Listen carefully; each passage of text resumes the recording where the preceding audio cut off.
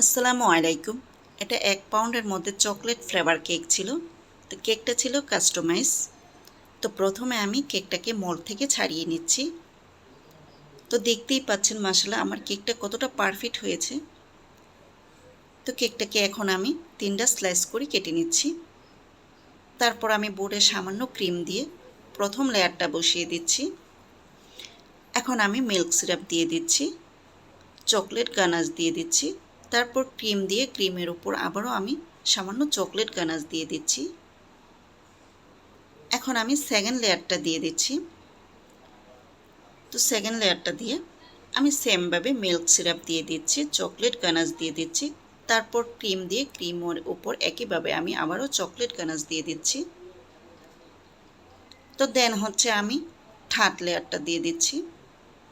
Third লেয়ারটা দিয়ে আমি আবারও মিল্ক সিরাপ, চকলেট গানাশ দিয়ে ক্রিম দিয়ে আমি কেকটাকে ক্রাম পুডিং করে নিচ্ছি। তারপর আমি ফ্রিজে আধা ঘন্টার জন্য রেখে দেব। এতে করে ক্রিমটা কেকের সাথে ভালোভাবে সেট হবে, পরবর্তী ক্রিমের ফিনিশিংটা খুব ভালো আসবে। তো কেকটা বানাতে আমার খুব প্যারা হয়েছে, কারণ আমি জানতাম না যে আমার কেকের অর্ডারটা ছিল, কারণ অর্ডারটা আমার ছেলের কাছে ছিল। তো ছেলে বলতেছে যে আম্মু আমার মনেই নেই যে তোমার কেকের অর্ডার আছে। তো যাই হোক, কী করব, ছেলে আগের দিন সন্ধ্যায় বলেছে, কিন্তু আমার হাতে কাজ ছিল তাই আমি বানাতে পারিনি। পরের দিনও আমার হাতে কাজ ছিল। যাই হোক, আমি হাতে কাজ নিয়েও যেহেতু 2 দিন আগের কেকটা অর্ডার ছিল, তারপর আমি শর্টকাট কেকটা বানিয়েছি। তো ডিজাইনটা খুবই সিম্পলের মাঝে করেছি। তো এই তো আমার কেকের ফাইনাল ফিনিশিং। এখন আমি সাইড দিয়ে চকলেট গানাশ দিয়ে ডিপিং করে দিচ্ছি।